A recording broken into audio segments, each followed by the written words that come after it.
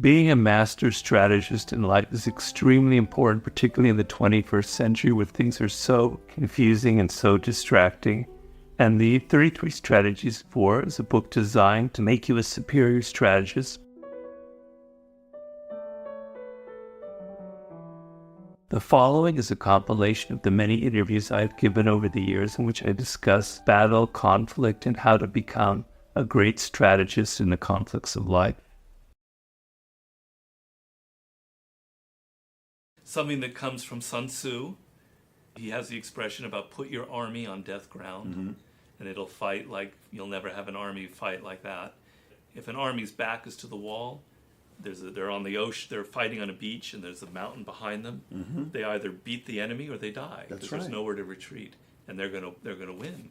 Has real primal importance for us because our energy, our level of energy, determines what happens to us.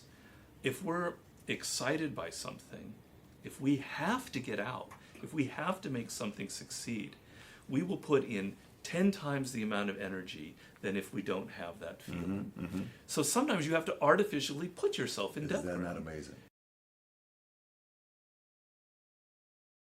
In life, it's not a question of beating yourself up and saying, why did I do this? Why did I do that? It's a matter of being more realistic. And if you begin to think of yourself as the master of your own destiny, you're the master strategist commanding your own army, it's actually a very empowering, liberating idea as opposed to something where you just sort of beat yourself down and get down on yourself.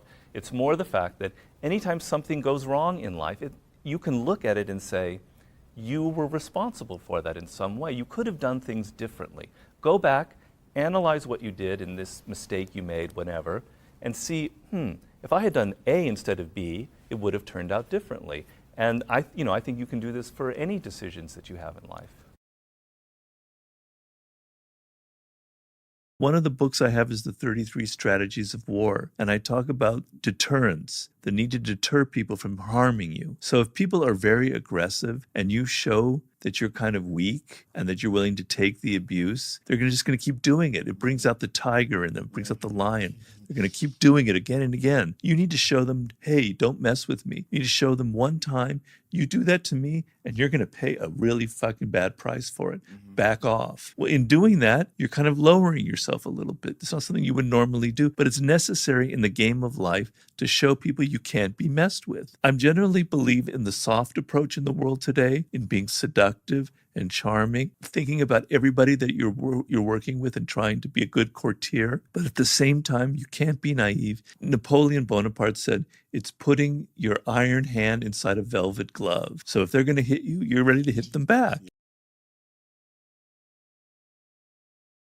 And you have to develop some fire inside of you. You know, a lot of times people don't give you deadlines in this world. You could spend your whole 20s and 30s never producing the thing that you dreamed of because no one's pushed you. No one said, you better do this by the time you're 35 or we're throwing you out of the house or whatever. There are no consequences for procrastinating. You have to create those consequences.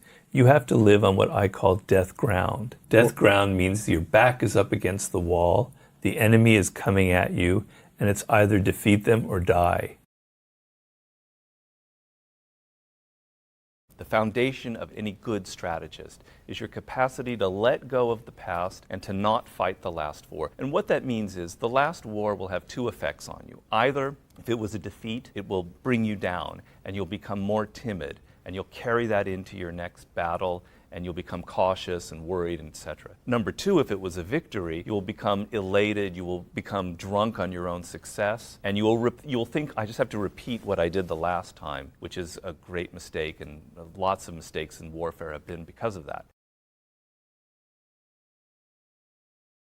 There's two ways of fighting a war. There's attrition warfare and maneuver warfare. This isn't me, this has been other theorists have come up. Attrition war is you beat your opponent down with your superior weaponry until there are hardly enough of them left and they put up the white flag and we surrender.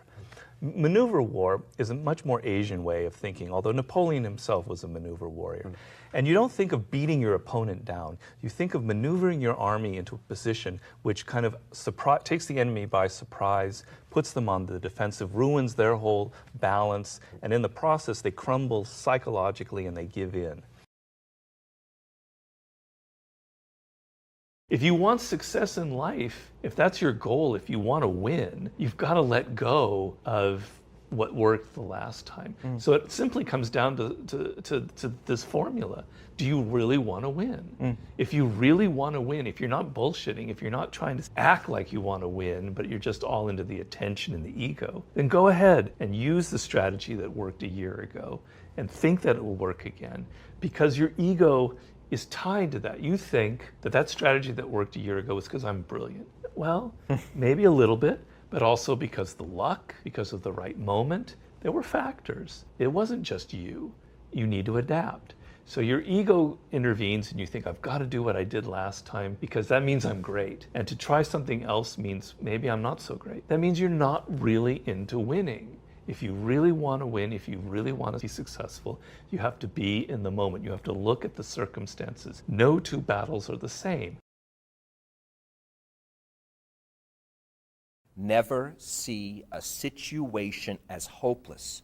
Your own weakness can become strength with clever manipulation. The person I used to illustrate it is Napoleon Bonaparte, who was a grand counterattacker. That was his favorite strategy in life. And Napoleon was a very weird character. He actually loved bad situations. He almost had a way of putting himself deliberately in situations that were very adverse, where everything was against him, because his whole mind would rise to the occasion. And his philosophy was, anything negative, anything bad happening to you contains the seeds of a turnaround. You can turn it around into something positive. And this could be the fact that your opponent in the battle is suddenly getting a little bit aggressive and carried away and arrogant. You can use their arrogance to turn it around. I think, this is sort of a beautiful philosophy in life, if you will. In my war book, I read the biography of Mahatma Gandhi, one of the saintliest figures in history. And I realized that Mahatma Gandhi was actually a brilliant strategist. Now, I'm not saying his use of nonviolence and civil disobedience didn't come from the heart. He didn't mean it. He didn't actually believe in the peaceful method. He did. He was very sincere, but he was very strategic about it. And he planned several campaigns like the Salt March in the 1920s, where he knew, for instance, that the English public was very liberal-minded. They had this ideal of themselves. They weren't colonialists. They weren't imperialists. They were doing the best for the world. And he deliberately had these marches where he knew that they would be reading in their newspaper and seeing photographs of Indian people being beaten up by Englishmen and their Indian officers on the streets of wherever. It would have a terrible impact on the public. He thought in terms of strategy. We only have so much energy, we only have so much time on this planet, and the game is to use this to the maximum. And you can go in one of two directions as a mistake. You can try too much, you can take on too much in your life where the task at hand is beyond your capacity. You'll tend to fail and beat yourself up. Or you can take on something that's below your capacity, that's so easy, and you're not challenging yourself, and that's another form of failure. The game is to have this sort of perfect level where what you're doing in life matches exactly the energy and the resources that you have. And it's the same thing for an army. An army fights best when it is fighting with this sort of perfect economy. And that's how it should be in life. You're making the most of what you have. People are locked in tactical hell. And the only way to get out of that hell of continual reaction and constant emotion is to think strategically. So hell is here, you're reacting back and forth. Strategy is here, you raised your mind up, you're getting out of that hell and you're thinking further along. And then there's grand strategy, which is a godlike power, which is where the greatest strategists in the world, they reside. There's maybe only 20 or 30 of them in history, but it's the ultimate area and it's what we should all be aiming for. And what strategy basically is very simple. I've defined it for you. It's the ability to raise your mind above the daily battles that you're facing and to be able to see longer term, to say to yourself, these are my interests. This is what I need to do.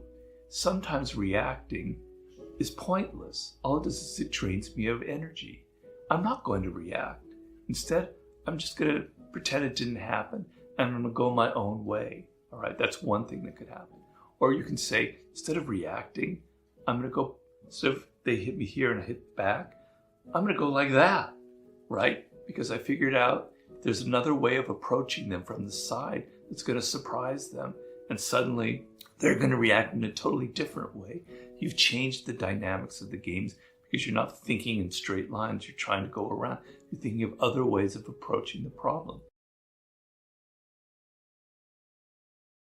I talk in the book, I say, we all want to recapture our childhood. But a lot of times we think of that, we want to recapture our good looks, or that kind of happy feeling we have when we were children. I'm saying what you really want to recapture from your childhood is your mind. The fact that you had this very fluid mind that was open to experiences, that could take things in for what they were and learn from them and absorb. That kind of mental fluidity is the foundation of any great strategist. And oddly enough, the greatest of them all, like Napoleon, Hannibal, they all had this kind of childlike capacity to just simply take what was coming at them and not bring their own preconceptions to what was going on.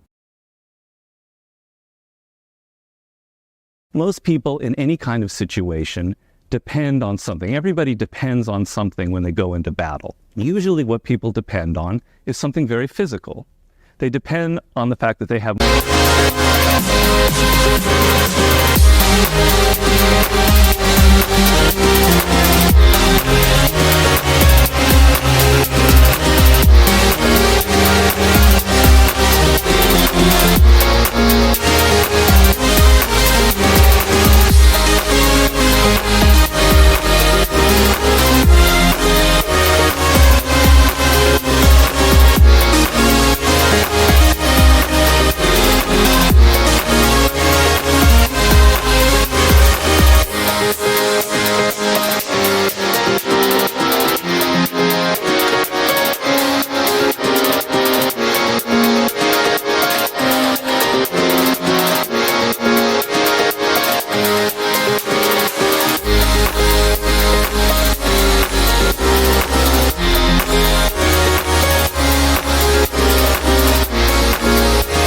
more money than the other side. They depend on the fact that they have more friends, more power, more influence, that their company is larger, whatever it is. They depend on physical, mechanical things. A person who uses strategy does not depend on physical, mechanical things. A person who depends on strategy depends on his or her creativity in the moment, learning about what it is in that particular battle that he can gain an advantage through, using the weaknesses of the person, whatever it is.